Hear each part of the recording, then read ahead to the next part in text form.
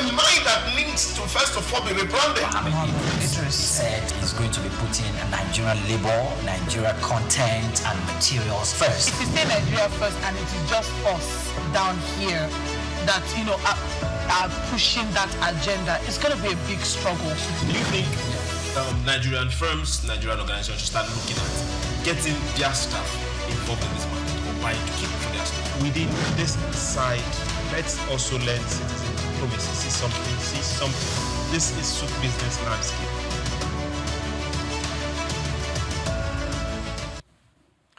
A very good morning to you and welcome to SOUQ Business Landscape. We are reaching you live from our studios in the commercial city of Lagos. I am Ayannuga. This is the program that affords you to look through a window into the forces shaping trade, finance and development across Nigeria and the world, from the rail corridors redefining Lagos's connectivity to government intervention in the gas market, and from global tariff tensions to regional investment diplomacy.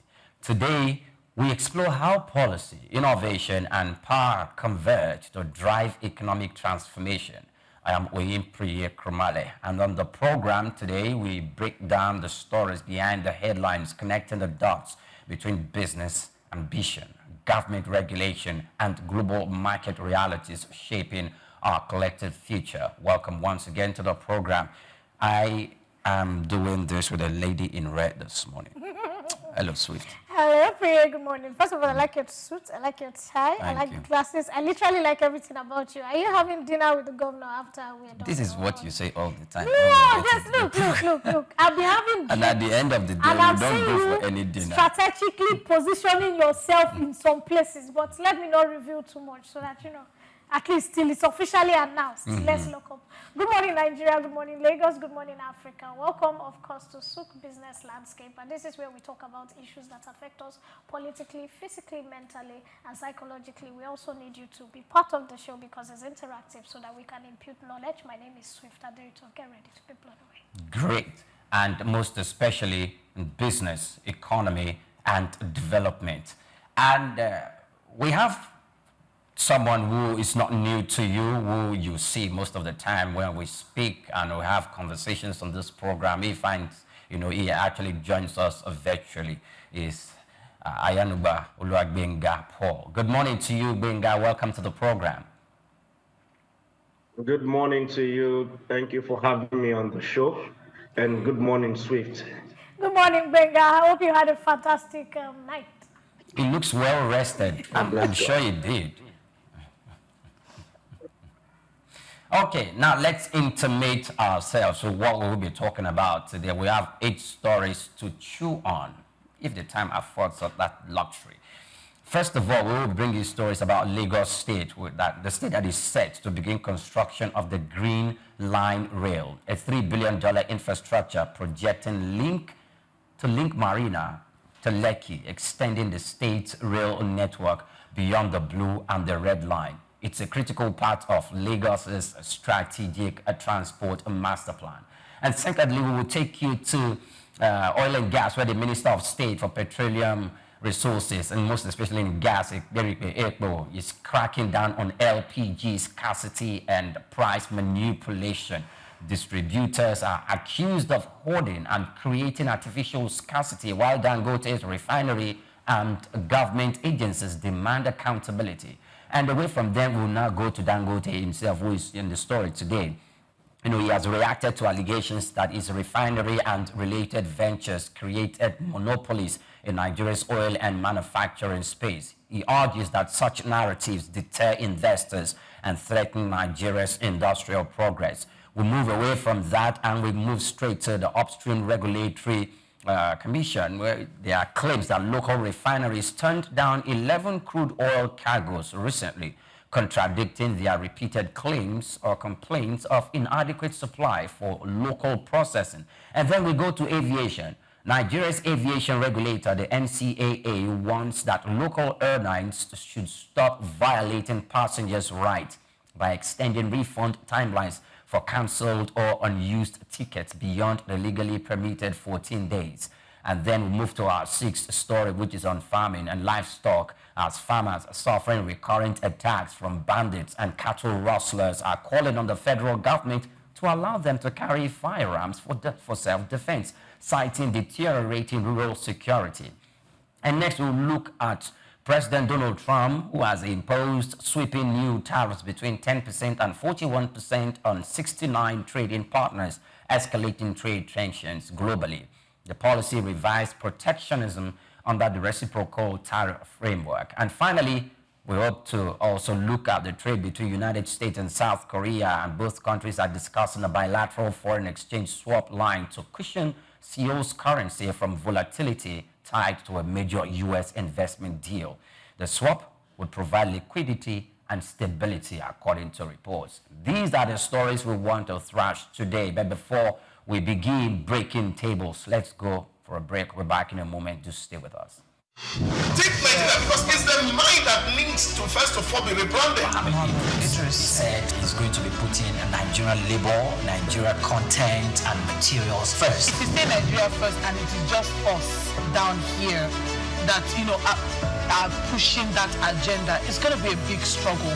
Do you think Nigerian firms, Nigerian organizations should start looking at getting their staff involved in this market or buying to keep for their staff? Within this side, let's also learn citizen diplomacy. See something. This is SOUQ Business Landscape.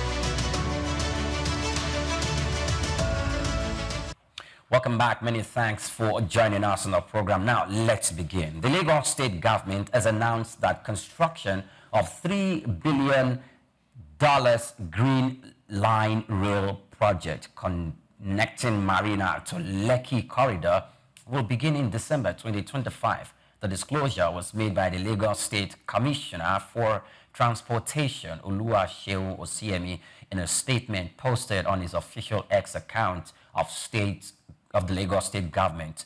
Osiemi explained that comprehensive feasibility studies and stakeholder consultations have been concluded along the Lekki-Ekpe corridor to ensure a smooth and well-coordinated execution.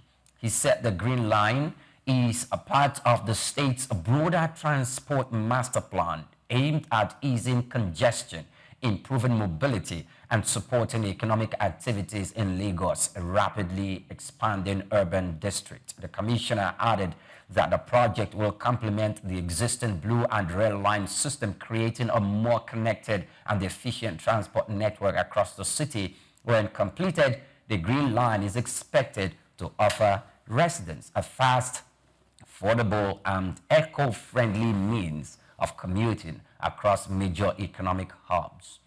I cannot but agree with Mr. Osiemi on this. Yes. And I dare say, one of the reasons I noticed from the time that it became very, very obvious, even to those who at that specific time didn't have interest or pay attention to to public affairs, to current affairs, to government activities, maybe because they were disappointed or they don't see the government of the day meeting their needs. The time they started seeing physical development initiated by government, not just initiated by government, executed, seen to be executed by government, working, not only functioning and working by the government, but the people in the state have this form of connection with such facility.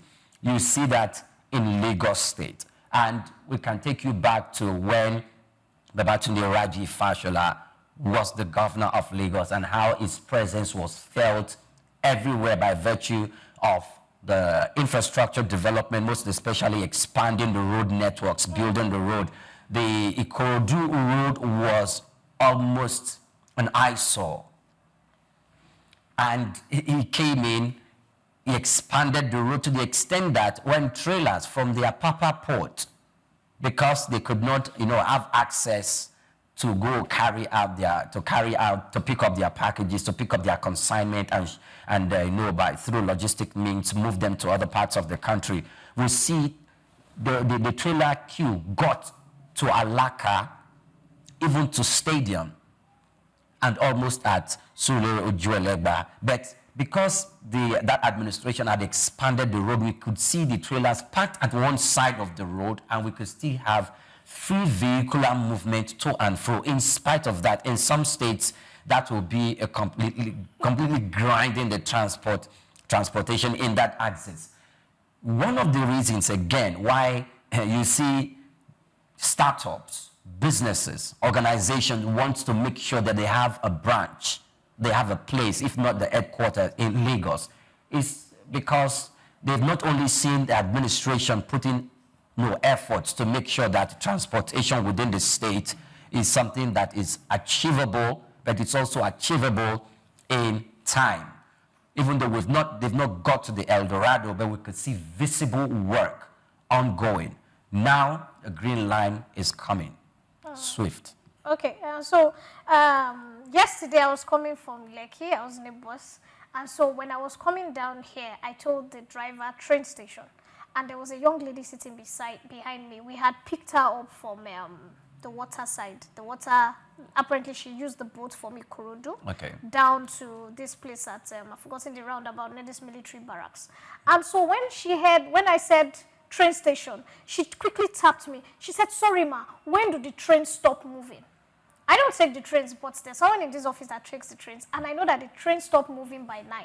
So I told her 9 on the dot, the train stopped moving. And we looked at the time, it was about 8:30 or 8:20 something. Immediately she came down. And she started to call her mom. And she was like, Mommy, guess what? The trains are still moving, so I can take a train. So I now told her, I'm not taking the train. There was someone else that was going towards the train station. So she asked that one. That one too was going towards SOUQ. And so you could see the ease. She had taken a boat from Ikorodu here, which is about, I think, a 45 minutes journey. Normally, taking a bus would take you like 2 hours. So she had caught traffic. Now she came down, just did a straight walk. In less than 5 minutes, she's at the train station. From the train station, in less than 20 minutes, she's at SOUQ. That same journey, via road, would take her with traffic 1 hour, 45 minutes, because you can never tell what's going to happen between the Solo, SOUQ, and Co.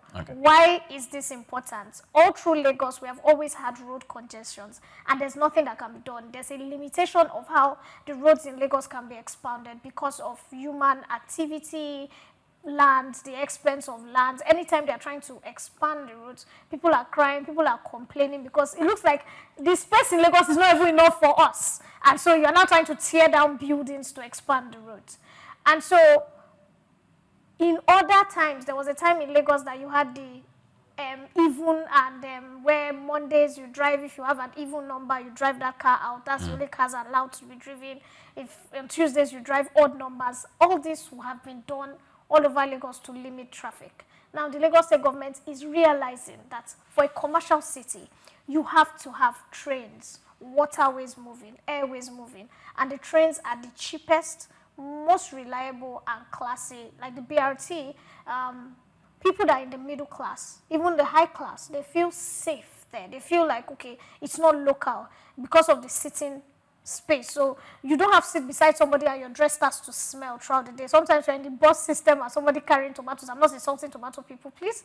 And maybe they're carrying tomato or they're carrying meat or something, and they sit beside you. By the time you come down from that 2 hour, 45 minute trip, you are smelling like them.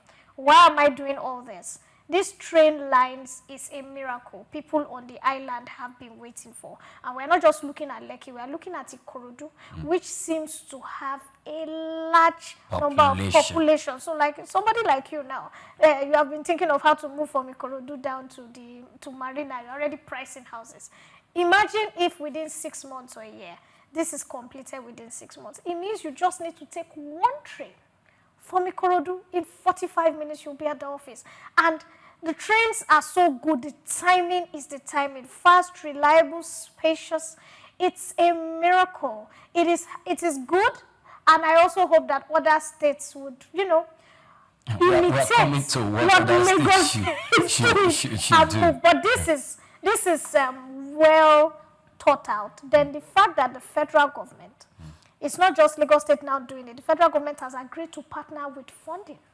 So that means that funding limitation is no more on Lagos State government's neck alone. It's now going to be shared with the federal government. I think it's fantastic. It's good news. Great. Olugbenga, your turn. Well, we can't overstate the fact that Lagos State has always been at the forefront of bringing excellence when it comes to infrastructure development. And let's not forget that if not for Buhari's tenure between 83 and 85 that truncated some of these projects that we are celebrating now would have been done by then because Latif Jakonde was the governor who first started trying to build the railways across the length and breadth of Lagos. But unfortunately, we had a president then who I won't want to use any negative word, but was very terrible in terms of administering his own country because whilst he cancelled that project, citing exclusive list issue, blah blah blah that time he went in 84, I think, or December 83. No, he came into government in December 83. So he went in 84 to Egypt to join the then president of Egypt to commission their own railway station in Egypt that was inaugurated that year. But we thank God that we had continuity in Lagos because one of the benefits that Lagos has enjoyed over the last few years is that continuity in governance. Whilst people might talk about godfatherism and blah blah blah, if not for continuity, some of these projects would have become abandoned projects, white elephant projects, and whatever you will call it. But Tinubu dusted up the master plans and blueprints of the action group to UPN people, and because they were the progressive that metamorphosed into AD, and he started all these projects, and today, due to continuity, we are seeing them manifest. But my own challenge is the it's not the cost implication really, it's the way and means through which those funds were generated.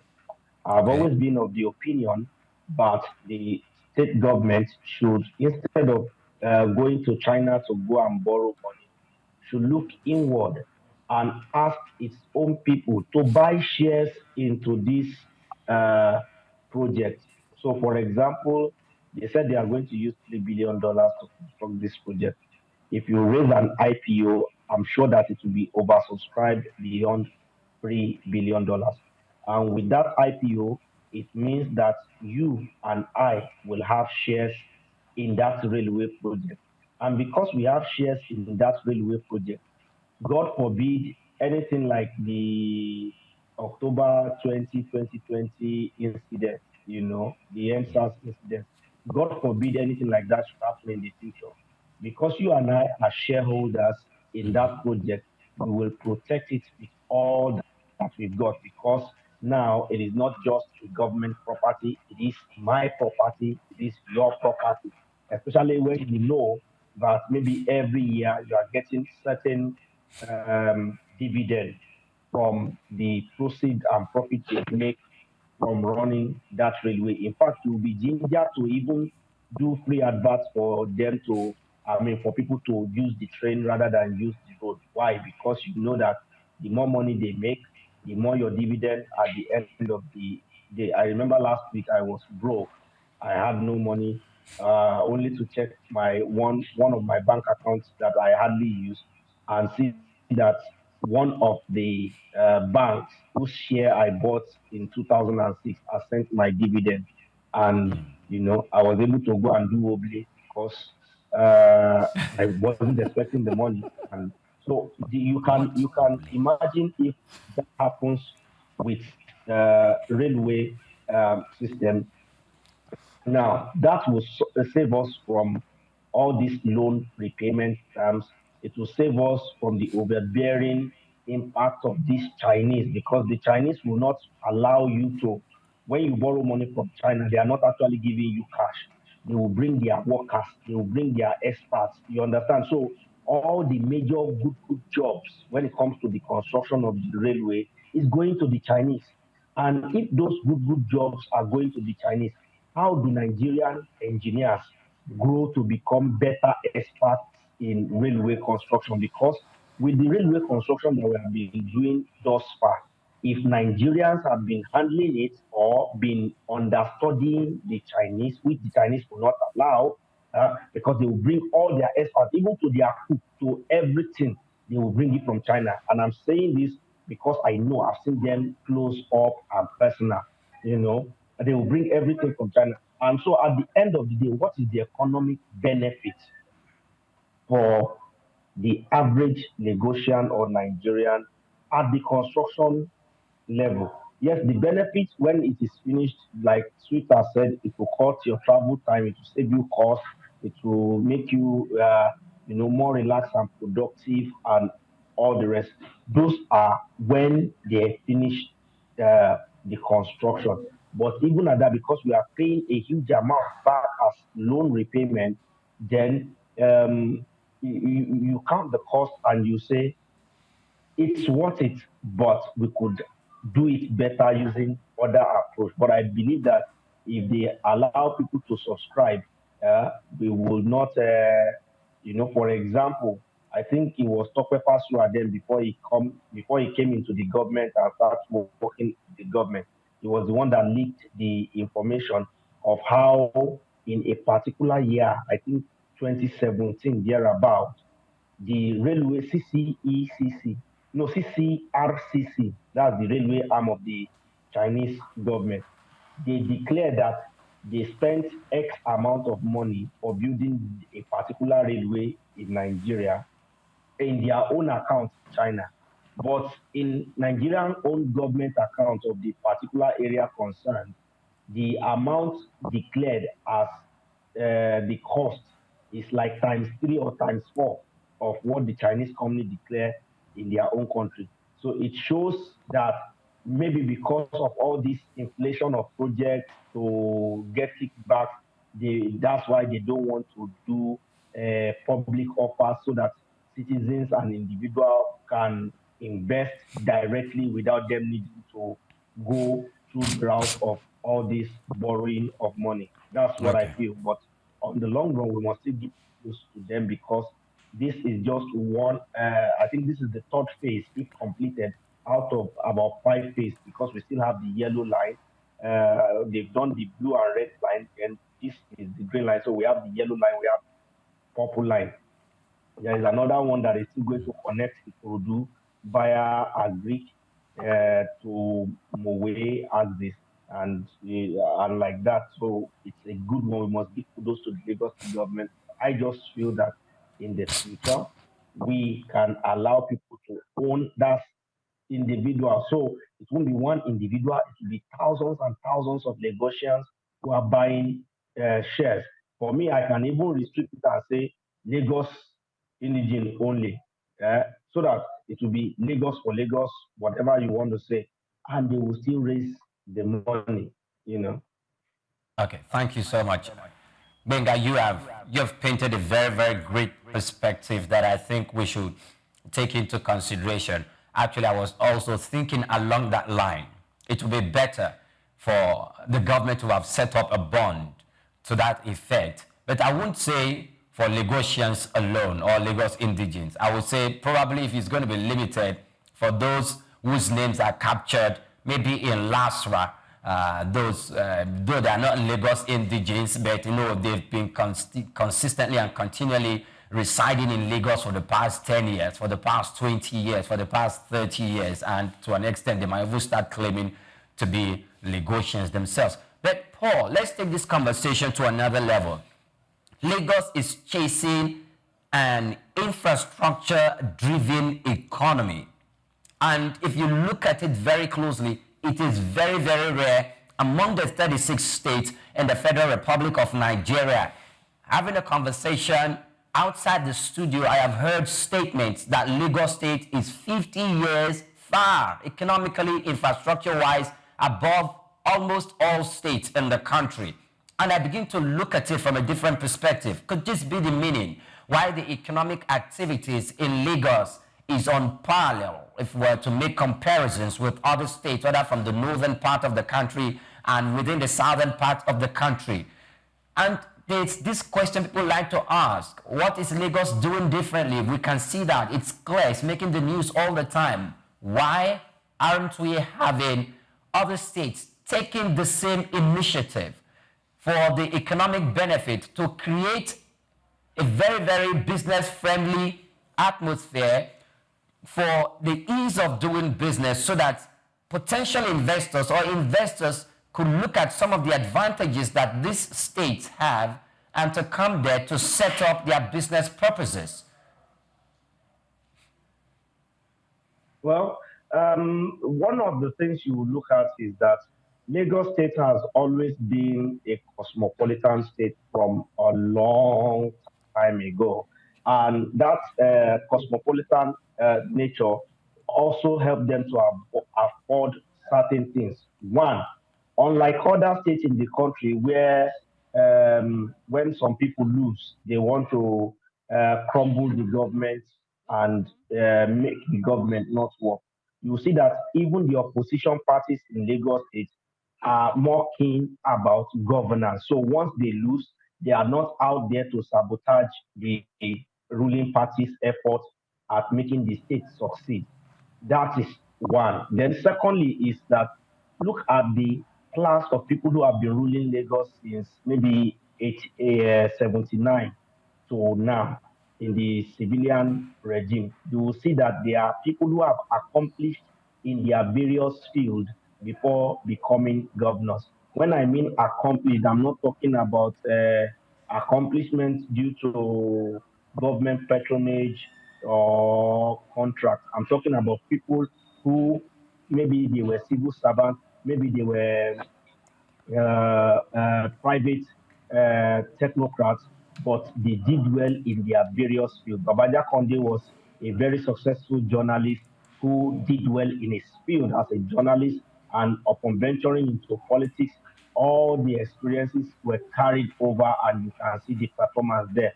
Asiwaju is now the president, did well as an accountant, working to the high echelon in Mobile before becoming the governor of the state. You want to talk about Fashola, an accomplished lawyer who, and so that in itself has its good prospect on the state. And also, what do I call it?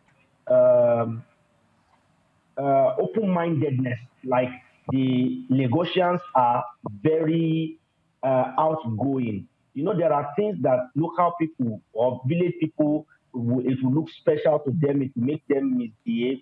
But because Lagosians have been seeing it all their life, it will not be, I don't know. There's a certain word I'm trying to look for to be able to coin all this rolling that I'm doing, which is exposure. Yes, proper exposure. That's the word I'm looking for.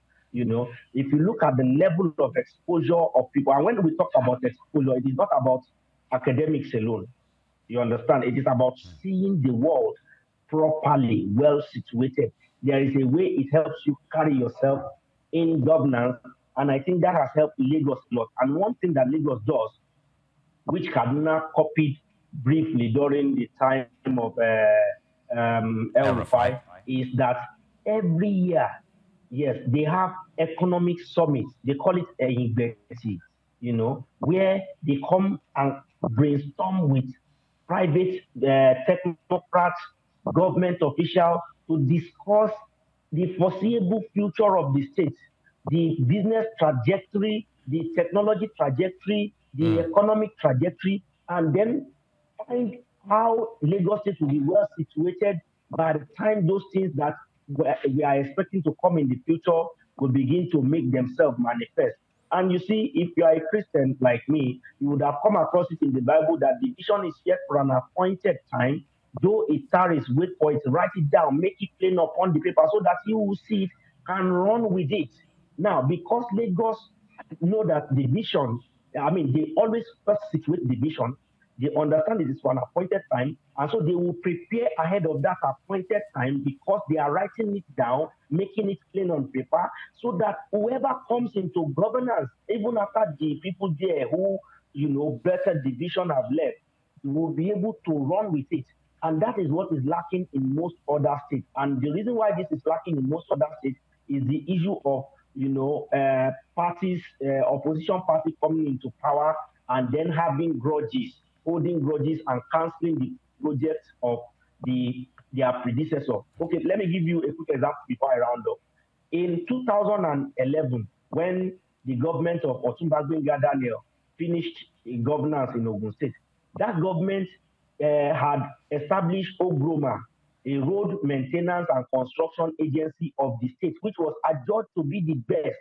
But the governor who came after him, because he hated the guts of, even though they were friends, they didn't like each other because of election and politics matter, he cancelled OGROMA. Did you know that the same OGROMA that he cancelled, governor of Ondo State at that time, that doctor that is now in Zenith Labour Party, Governor Mimiko. Do you know that Governor Mimiko took many of the staff of that OGROMA, and they were the one who constructed most of the rural roads in Ondo State. Now you can imagine if the next governor improve upon OGROMA as established by OGD. By now, all the jobs that ECC is doing, it is OGROMA that will be doing it for maybe Kaduna State, for maybe Oyo State, for maybe other states. And that will be extra source of income for the Ogun State government.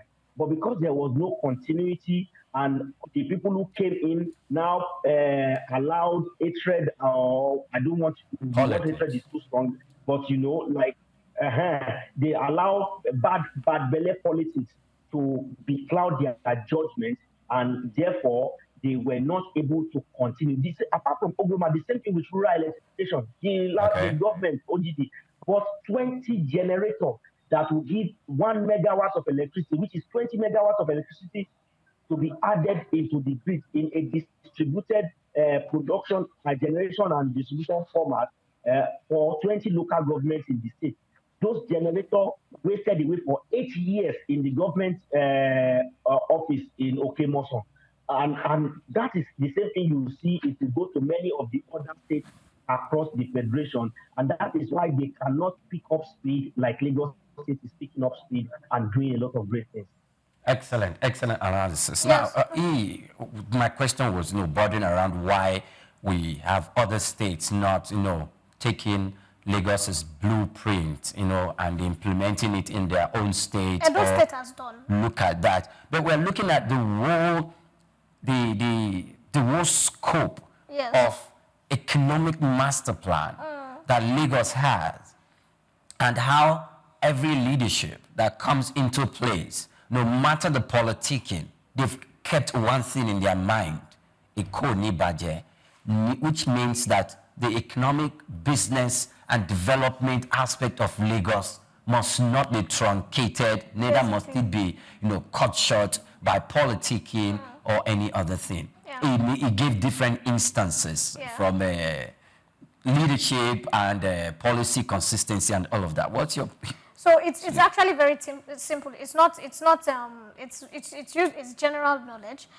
When Tinubu was governor of Lagos State, he brought the most intelligent minds, professors from all walks of life, and told them to put together a blueprint of Lagos, because he realized that in every civilized community, you don't just enter as a governor and rule. You have a blueprint. So the blueprint has to do with infrastructure, economic growth, how to raise money, and these people took almost a year to sit down. You had the best minds in architecture, medical, law. They all put a blueprint of Lagos. So there's a saying in Lagos that if you even put a 20-year-old or a 15-year-old to be governor of Lagos State and he follows the blueprint, he'll do it all in 4 years. Because every year has something you are doing. There's a focus on sports, there's a focus on economics, there's a focus on markets, there's a focus on trading. For example, if you look at the Lagos State, they have been talking about moving computer village for over 15 years because there was a blueprint. The idea is after a while, technology will grow, and that Ikeja space will be too small to have a market. Why don't we have a hub like Mile 12, where in a place that is not very developed, you know that you need to travel for a bit to develop it. But coming back to the blueprint and all that, when Oshomole became governor of Edo State, he too decided to make a blueprint of Lagos. I don't know how effective that was, but there was a lot of revolution in Edo State. Till now, he's still rated as the best performing governor ever. There was creation of roads. They had 6 lanes. This was Edo State that had very slim roads, and they do have a lot of erosion, and people say it was impossible. But coming back to this, our railways, one of the privileges is going to create job creation. It's a foster for job creation. Now, job creation in the states that young engineering students, young accountants, young people that study geology would see there will be an opening for jobs for them. And of course, the railway lines must be maintained. You are looking at workers. Also, when it comes to opening up of communities, we say, oh, Lagos is big. But there are some places in Lagos that are like sharks. They are not opened up. For example, if you look at a rail that is running to Ikorodu, it will be very beautiful.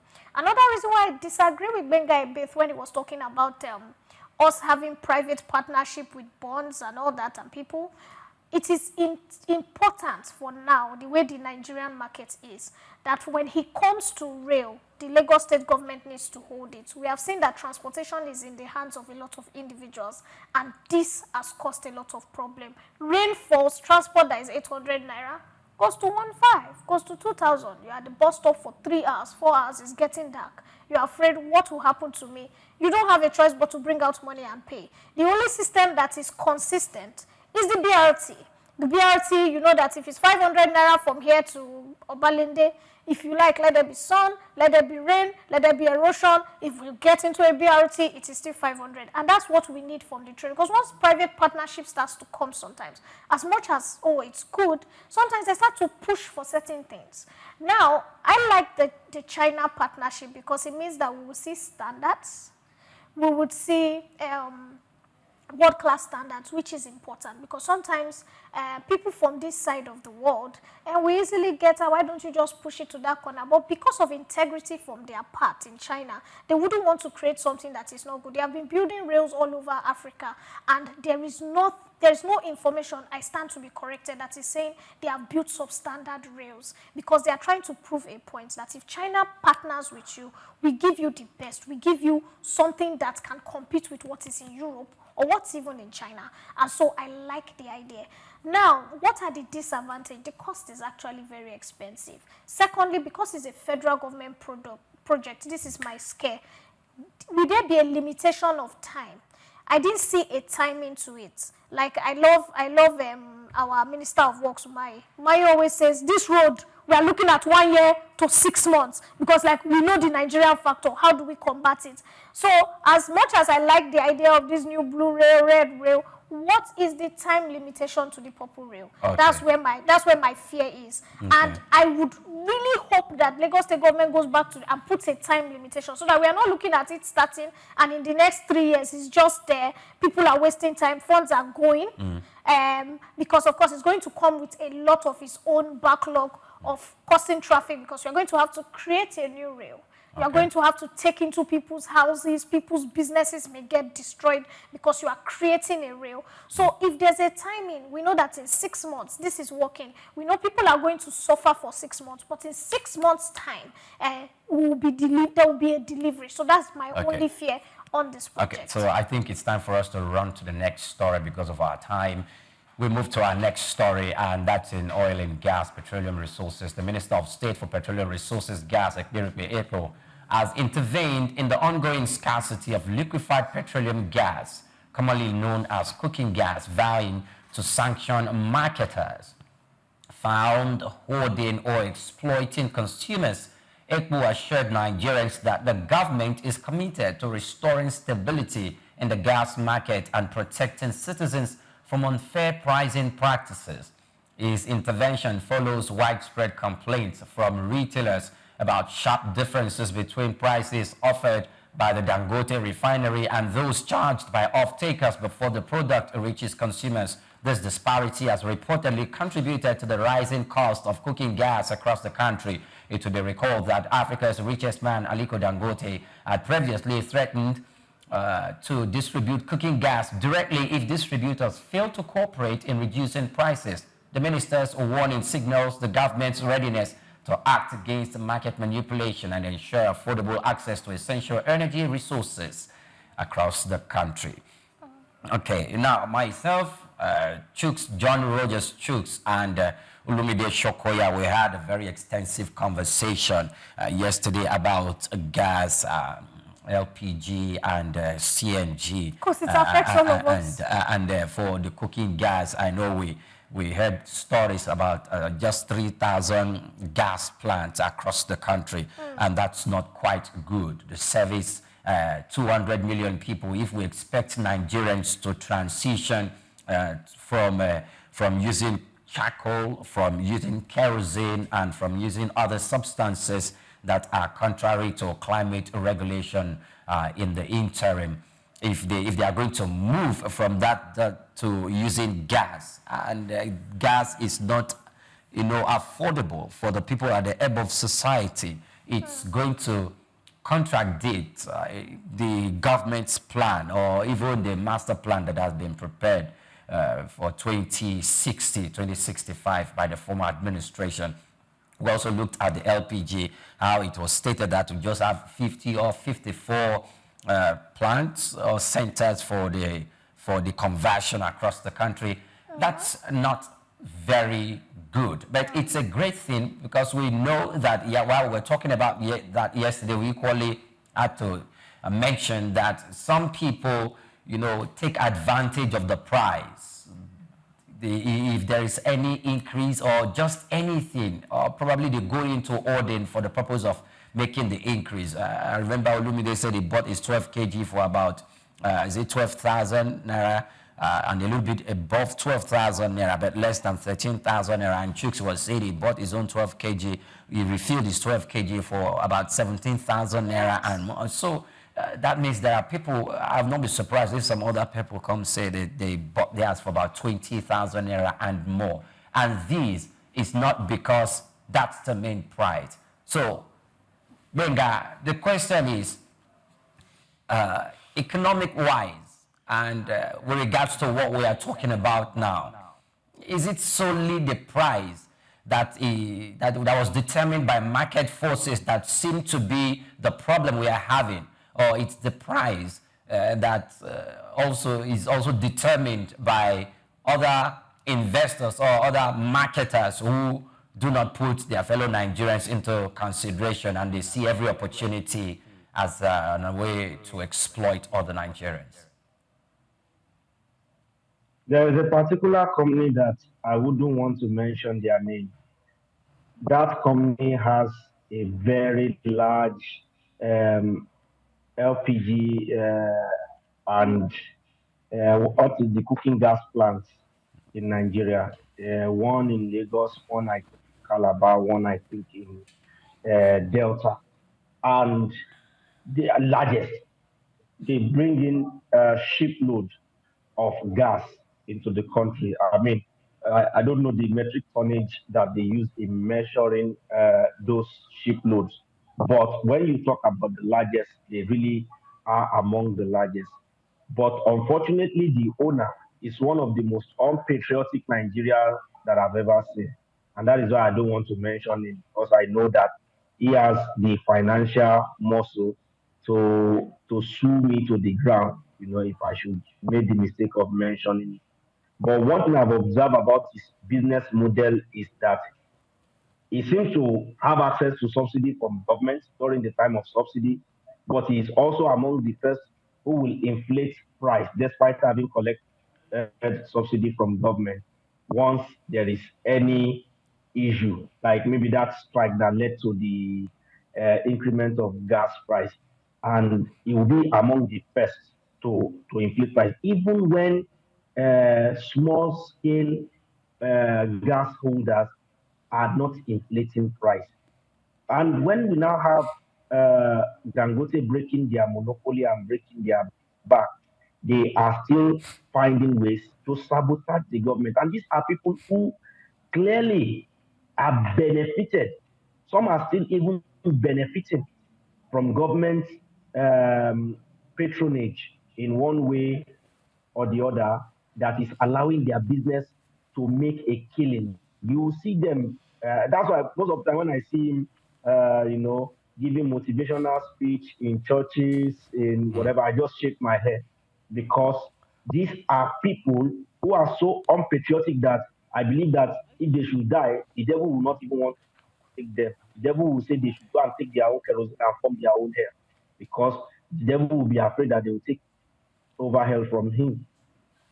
I mean, it's that bad, the mindset of our businessmen. And it is not the pain it causes for the masses. It is the general decline it causes for our economy, such that when they now make this profit, but because they have destroyed the system, when you convert it back to dollar, you see that the profit they think they are making is nonsense. So somebody who is supposed to make maybe $3 million now, but because you have joined the bandwagon of those who have destroyed the economy, who have destroyed the economy, you make the trillions in naira, but by the time you convert it back to dollar, because all of you have ganged up to rape the economy and destroy it, it will not be up to $3 million that you're supposed to make. It will not be up to whatever amount that you're supposed to make in dollar. But if you had helped patriotically to contribute your own part in building the economy, maybe we wouldn't have this situation. And that is why, for me, I pray they will not force the hand of Dangote to the extent that they will now start opening LPG or gas stations across the geopolitical zones of the country. Because if that happens, temporarily it will benefit the masses, but then the monopoly will be out of this world. And they should not wait, because all these people now, they will do all these bad things, and when somebody come and propose solution and it becomes a monopoly, they will still want to come and be shouting monopoly, monopoly. But the fact is that this scarcity is artificial, and the government effort to sanction those holding well is in the right direction. It should be implemented with the full force of the law. All right. Thank you very much. All right, so we want to say thank you to everybody that is watching, and we want to say thank you to people that are taking their time to comment. We want to read a couple of comments, and once we're done with that, and we'll continue with the program. So the governor comes in to say that the green line going from Marina to Free Trade Zone area Lekki Airport is financed by Chinese loans, and the timely completion of the project will greatly decongest the traffic gridlock in the access. Priye would be, just getting you to comment on some of these comments. Because of our time, okay, we need to which I think is fantastic. Someone else says blue rail, red rail, green rail, all in Lagos. They were planned in 1983 by Jakonde and suffered a Buhari cancellation, which I think Benga talked about before. He says sad effects of the military era and he hopes other states can wake up and smell the coffee. And we hope so too. As someone else says, the president was the lead headliner in getting Chinese loans for all these rail projects in Lagos. I hope he will also be the headliner for other states when they come up. And the last comment we have was Lagos for show. This was the slogan growing up, and this from the governor. He says, was the real, because Lagos has always been the real center of excellence. I look forward to proudly echoing these sentiments again. Lagos needs the metropolitan-sized project constructions. Thank you so much, and please keep commenting. Yes, thank you so much, Governor. We're still on SOUQ Business Landscape. We're going to go on a break, and when we return, we'll continue the conversation. Do stay with us. Take Nigeria, because it's the mind that needs to first of all be rebranded. Minister said he's going to be putting Nigerian labor, Nigeria content and materials first. If you say Nigeria first and it is just us down here that, are pushing that agenda, it's going to be a big struggle. Do you think Nigerian firms, Nigerian organizations should start looking at getting their staff involved in this market or buying to keep for their staff? Within this side, let's also learn citizen promises. See something. This is SOUQ Business Landscape. Welcome back. Many thanks for joining us. Now we move to our next story. Africa's richest man, Aliko Dangote, has cautioned that allegations of monopoly in the petroleum sector could undermine investor confidence and discourage local participation in Nigeria's economy. Speaking in Abuja at the inaugural annual Downstream Petroleum Week, the industrialist emphasized the need for a fair and supportive business environment. Dangote, represented by Aliyu Suleiman, Group Chief Strategy Officer of Dangote Industries Limited, said such claims risk creating negative perceptions that deter domestic investors from contributing to national growth. He noted that genuine industrial progress depends on stability, transparency, and trust between the government and the private sector players. He further urged policymakers to adopt measures that promote productivity, innovation, and healthy competition across key economic sectors. Now, let's look at it from this perspective. Okay. He's been accused that he's monopolizing everything. Yes. Yes. Whether from the oil marketers to sugar and to salt. you just name it. But he was saying there's a question out there. Is it true? Number one. Number two, is it such comments or such narrative, do they have the capacity to deter or to stop others, most especially investors, from coming into the system? Yeah. Those are questions that need to be answered. Okay, so I think Dangote, it's a brilliant one that he got to talk about this, because I would say that a lot of people have been, companies have accused him over the years that every time he enters into a particular field, he has a way of intentionally sabotaging other fields. Now there are two sabotage. That's it. They have accused. Okay. Now there are two reasons why people say that. Many times when you are excelling and other people are not doing well, they will tell you that you are sabotaging other people. What is he doing that you cannot be doing? Do you understand? During some president's era, I don't want to name the name, there were certain companies who went to him and offered him shares. And every company that he had shares in, those companies kept moving forward because you were getting the best of government, and even till now. So if someone else is doing it, why can you not do it? Someone else is burning the candle to read at night. All you need to do is also go burn your candle and read at night. So I feel that it's on, for example, the whole refinery thing. Every other person had a level playing ground for this refinery, as far as I'm concerned. If you brought in good investors and you pushed your market, we had two governors from the South years ago during the first democratic administration who went to build a refinery at that point in time in South Africa. And the refinery was eventually taken for them because they were doing some backdoor things. Imagine if they had built that refinery in the cross-border between Edo and Delta. All this talk of Dangote would not be here, because it would have been like a private government ownership. Delta, Edo, a refinery. Other states would have imitated. We are looking at 1999, early 2000. You can imagine if that went on in 1999. Do you know how many states would have had their own joint refineries by now? So someone else is doing it. Why don't you emulate the person? Why don't you follow through? Why don't you try and partner with the person? Instead, you are dragging that particular person down. Yes, Dangote may have his issues. But for now, unfortunately, in my eyes, Dangote can do no wrong.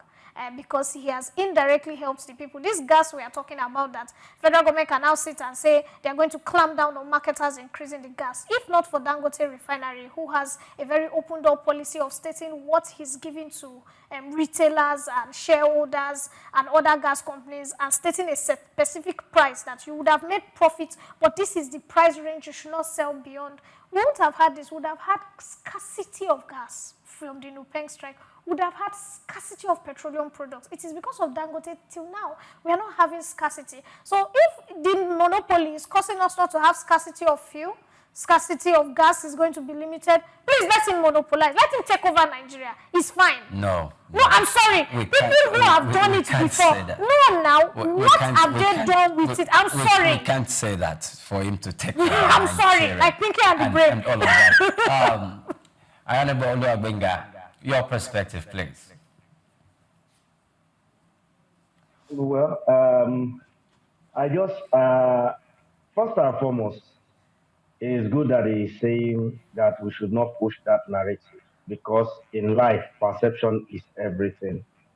And of course, as a Christian again, I can always quote that some pastors have said it over time that you profess it, you possess it. So if you like, profess good. If you like, profess bad. And we can see it happen. So in order, if you're looking at it from those two perspectives, he is right. But then, too, is the fact that we should have an antitrust law, the kind of law that, did not allow the like of Standard Oil back then in US by John D. Rockefeller to take over everything because the same way Standard Oil was looking as though they were solving problems, but killing every other businesses, buying them out of businesses, doing brutal takeovers of their Yeah. businesses all over the world. And I can tell you that many of the wars that the US government have been involved in, all these Standard Oil and some war equipment manufacturers, their fingers have been found to be the puppeteers, pulling the string of those who are actually in government in the US. So saying that because it seems Dangote is solving a problem now, you should take over the country, it shows that maybe you don't Benga, are you understand coming for me? of how Don't be evil shy. Call names. that will be. So and that is why I was at first at a loss of what to say. But really, it behoves on all of us to shape, not just in the area of gas, in the area of business, even in the area of security. Like for example, now some evil people, let me put it that way, because they don't like the government power, wrote to U.S. senators to say Christians are being attacked, they are massacred in Nigeria. Their hope is that they want to pitch Nigerian government against the US. Recently, the one of the former director of Blackwater Corporations, that evil mercenary organization, is saying that they want to form a private army to come and defend Christians in Nigeria. Did we invite them? I must tell you for free that those organizations, they are only coming because they have seen one natural resources here that we have not seen, that we have not discovered. And maybe they have seen that some governors and the Chinese are illegally tapping it. And they want to dislodge those ones and come and tap, and in the process of doing so, they will kill more people than is already being killed. But they will veil it because they have better and stronger media narrative to push it.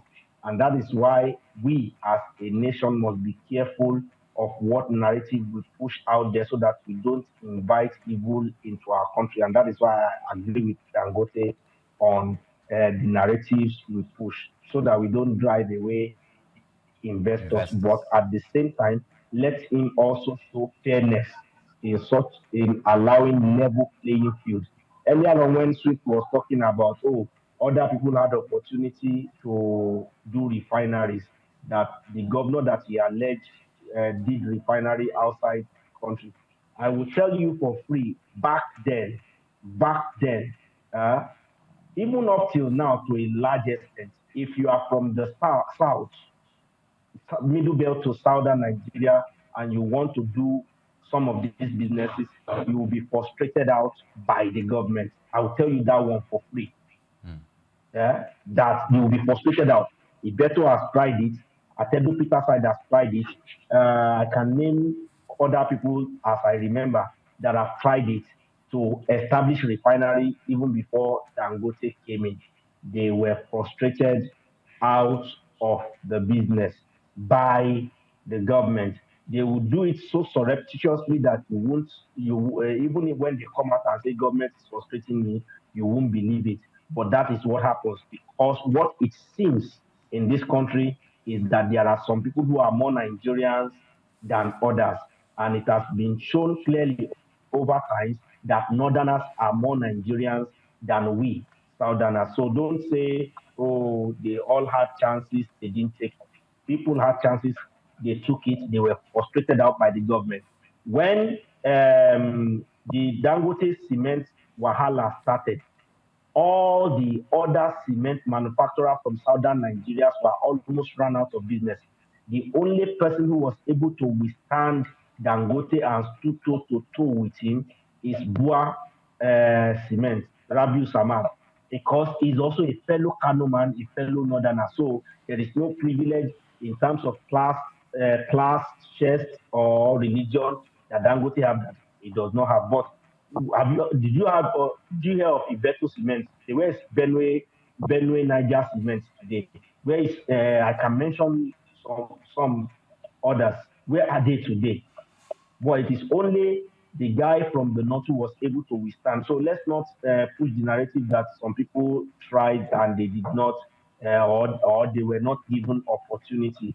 So, but at the same time, while we are hoping that now that he has made so much money and is going to make massive amounts of money for the foreseeable future without needing to worry about competition, I hope that he would allow the small one to grow, to have space, because there is still plenty of space for everybody to play and succeed in many of these sectors, because we are still very underserved by the facilities that we have at the moment. Thank you very much, Olugbenga. Now, we need to move to our next story. We are running as fast as we can to get more of these stories covered. The Nigerian Civil Aviation Authority, NCAA, has cautioned domestic airlines against extending the refund period for cancelled or unused tickets beyond the legally permitted timeline. The regulatory body condemned reports that some airlines were imposing a 4-week waiting period for refunds, calling the practice a direct violation of aviation rules. According to the NCAA spokesman, Michael Achimogu, the current regulations clearly stipulate that passengers must receive refunds within 14 days of submitting a formal request.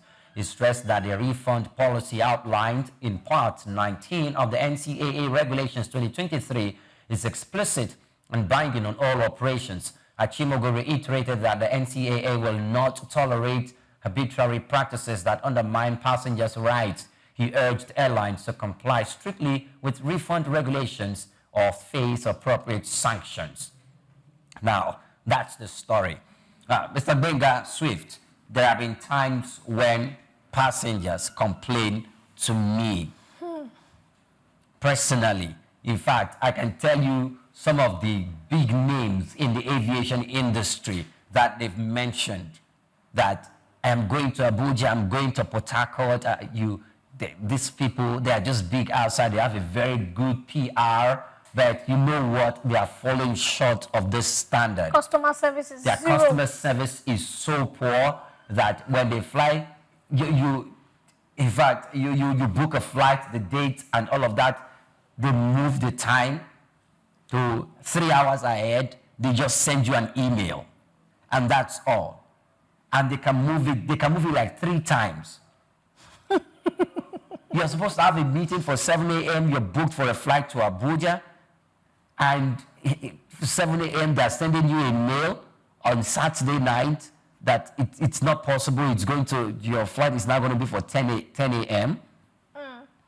Not even your meeting is supposed to be for 8 a.m. And you have paid. And you have paid.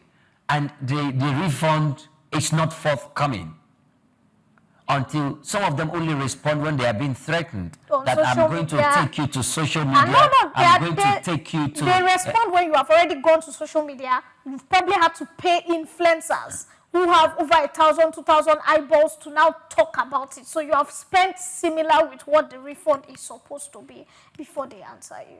That's how bad it is. We're excited about the minister. Keyamo is doing a good job, but more needs to be done. I know that if Doctor was here now, he would defend his people because I think he has a stake in the airline industry, which is good. But you see, if I book a ticket, so I had a friend recently who was going to China and she booked a ticket. Somehow that ticket was cancelled, and that was 3.9 million naira. And they told her that the refund is going to take between 9 to 14 working days. Now, she was supposed to book another ticket. But guess what? She had to look for another 3.9 million naira because the refund takes time.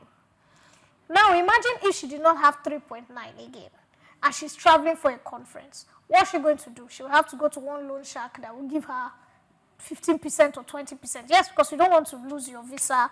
You have a conference. You are traveling for something very important. So you see, these airlines, they need to be, sanctioned. Normally, if an airline is canceling with that kind of magnitude, you shouldn't just be canceling. You should be making availability. You should be coming with apology, a hotel room, another available adjoining flight for her. But right now, this one just canceled and told her 14 to, and she was now calling, please, I now have to, you see this person that spent 3.9 million. You know what 3.9 million is in this economy? To be begging her, please. So what can we do? Say, madam, I don't know. And the person at the other end was so rude, I was upset. But there's nothing you can do. Now, a system that works, all she had to do was send an email to the aviation sector that I'm supposed to go on a flight, attach the fact that, attach the fact that you're going for a conference. This is the space I have. These people have cancelled on me for reasons best known to them. They should be liable. They should not just refund. They should refund with a 50%. So my 3.9 plus another extra money, you will not cancel anyhow. Benga, you are going for a conference, you're going for a business meeting, you have purchased your ticket, maybe you're going abroad or you're going to Abuja. Your flight is cancelled or moved by 3 hours, and you're going to miss such a contract that is worth 50 million, 200 million naira. What are you going to say? How are you going to get back this opportunity? These are some of the problems and challenges that Nigerians are going through in the hands of some airlines. Is a contract you're talking about, our life and death situation, where you have a doctor's appointment and you must meet up with that doctor in that other country or that other location at a certain period of time, maybe by an hour, the doctor is gone to another location and you will not be able to see the doctor for the next 6 months, by the time which you might have died before the person returns. Because if it is really money, any money loss can be made back. But what about life?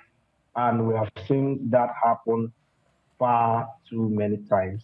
And it is because agencies of government are slow to act, to prosecute those who are. Oh, okay. I think we're having some challenge there with Benga. So yes, it's a very, very critical issue. And probably because when reading the story, Mr. Chimogu was actually referring to the aviation regulations that governs that process, and he was calling the attention of the airlines to make sure they start exceeding, that's the 14 working days permit. They should go beyond that.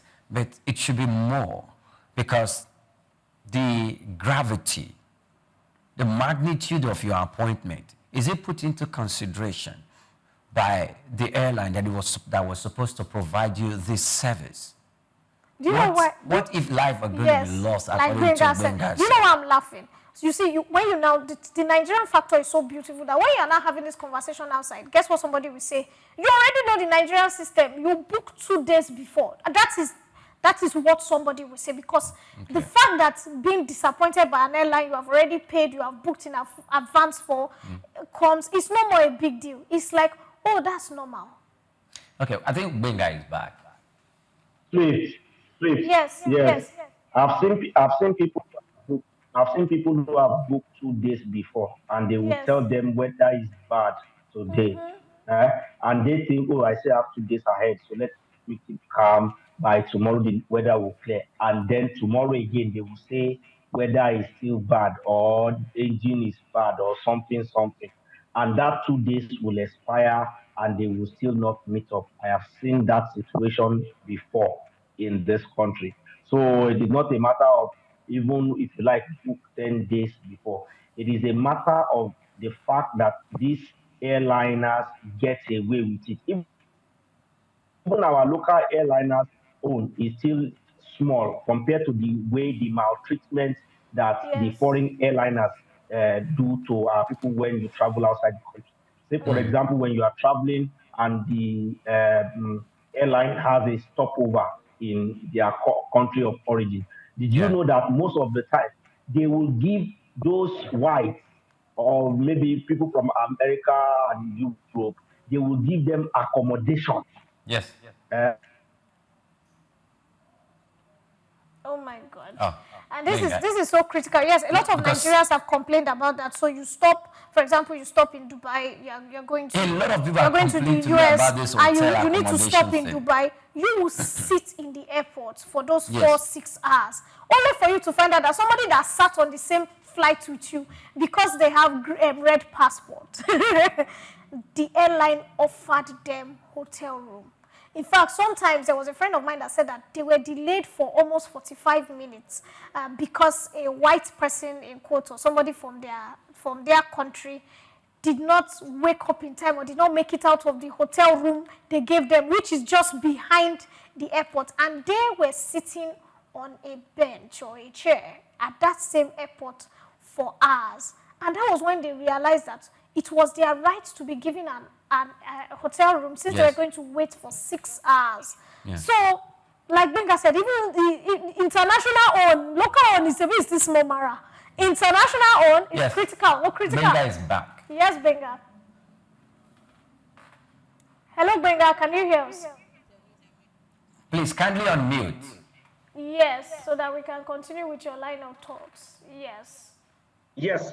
So I have to switch to the desktop due to network interference here. Okay. Now you see the maltreatment that all this international airline gives, and it is because our agency in Nigeria are not swift enough, to protect Nigerians. And if our own agency are even treating us badly in the face of these foreign airliners and airline owners, so they know that if they treat us badly too, nothing will come of it.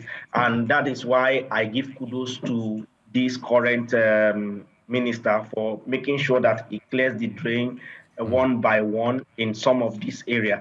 What he is talking about is that once you ask for refund, the law says that within 14 days, they must give you refund if your ticket is cancelled or your airline, did not carry you or whatever it is. You must get your refund within 14 days. But many of these airline companies will use one whole month, 4 weeks. Instead of 14 days, they will use 28 working days to process your refund.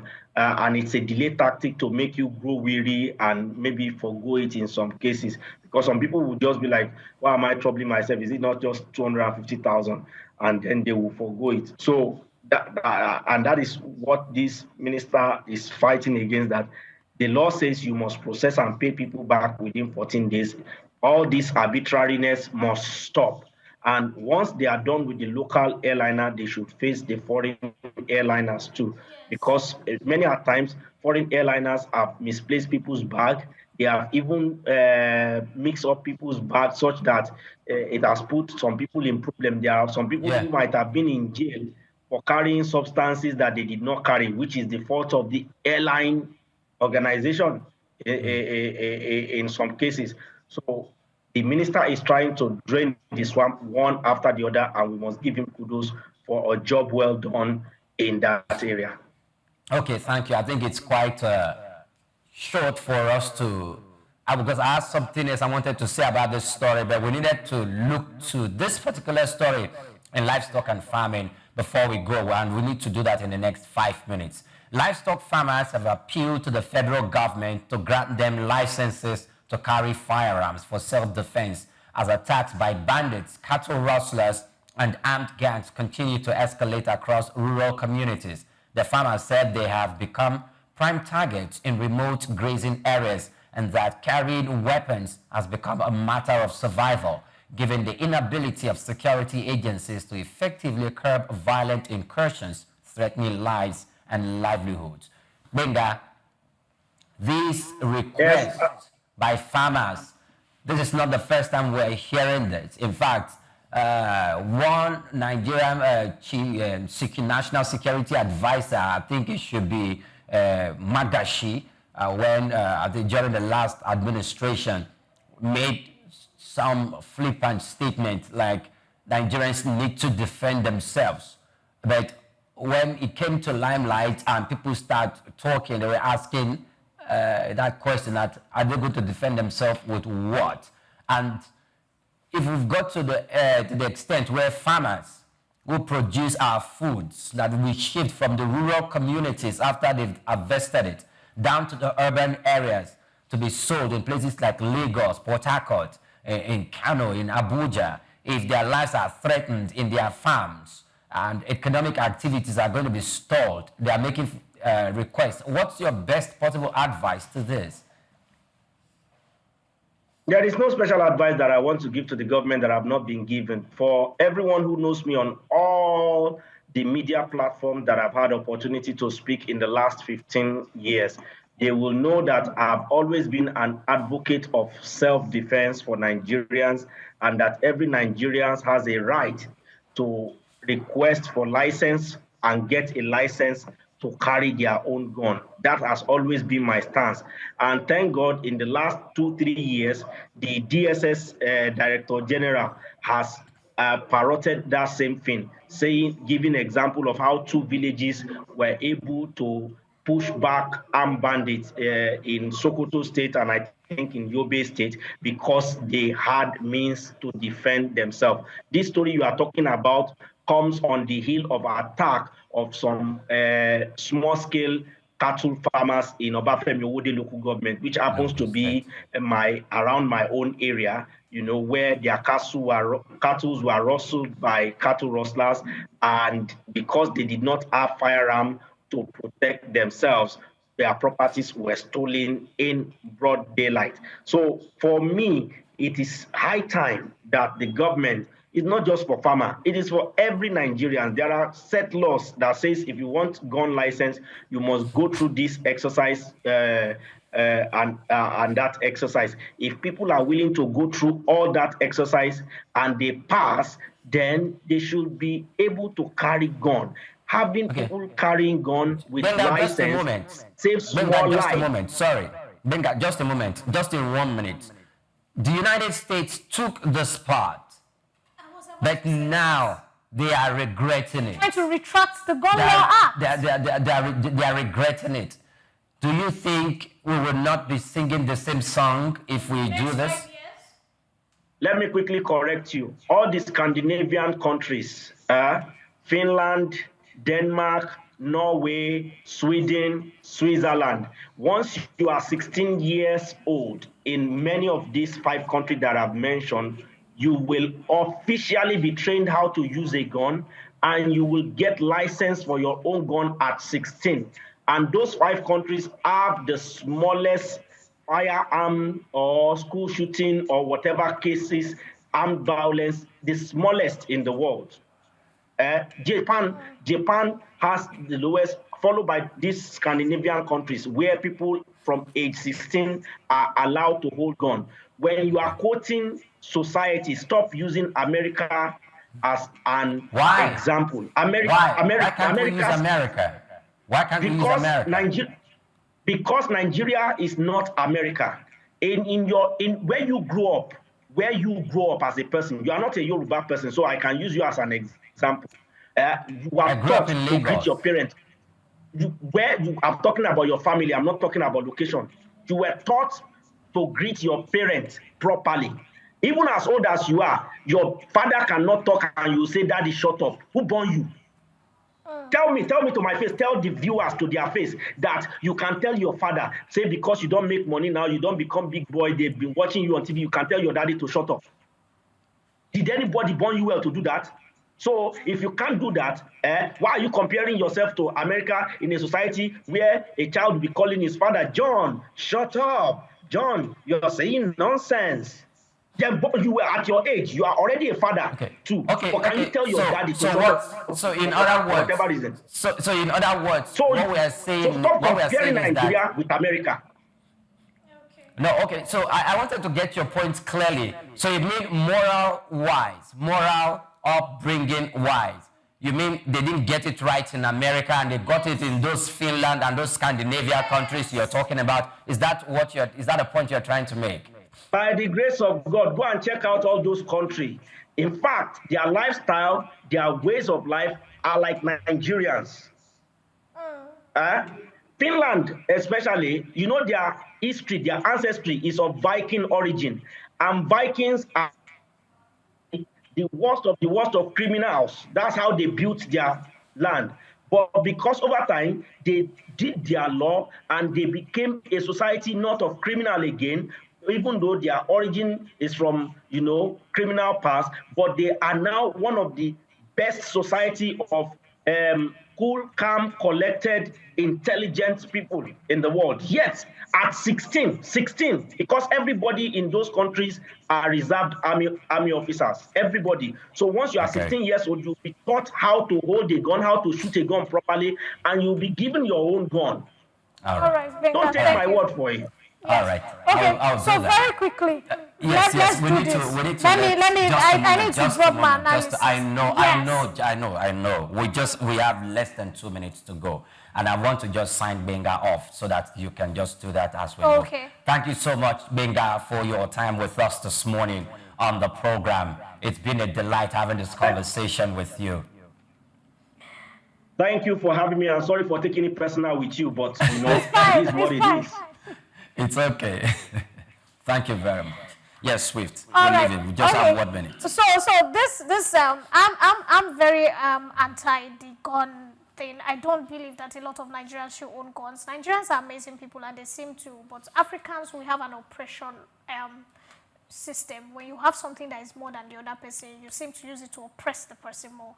I feel that if people had guns, it would be an issue. There was a time in Lagos State, someone was driving, and if at that point they had to caution military officers. I think the person had a military thing, and a bike man hit his new Jeep, and he brought out a gun and shot him in the head.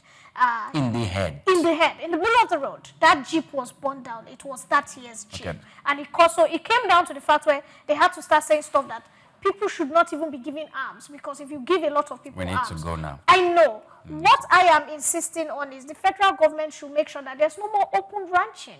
You should have ranch. People should not move around with cattle so that the excuse of, ranchers and all that is stopped. State policing should come. When there's state policing We need to go and now. it's effective, I don't think that the ranching issue of the farmers feeling that they can't be protected will become a non-issue. That's my take. Thank you very much. We need to quickly run off from the studio. I'm Oyin Priya Krumale. It's been a very, very nice moment having this conversation with Benga, with Swift, and with you who made comment. See you, Governor. Do well to follow us on all our social media platforms. Very good morning to you. All right, I want to tell you to buy Nigeria, be Africa, be proud of your heritage as an African. My name is Swift Aderito. Have a beautiful day. Take Nigeria because it's the mind that needs to first of all be rebranded. It said it's going to be putting Nigerian labor, Nigeria content and materials first. It is say Nigeria first, and it is just us down here that are pushing that agenda. It's going to be a big struggle. Do you think Nigerian firms, Nigerian organizations should start looking at getting their staff involved in this market or buying to keep for their staff? Within this side, let's also learn citizen diplomacy. See something. This is SOUQ Business Landscape.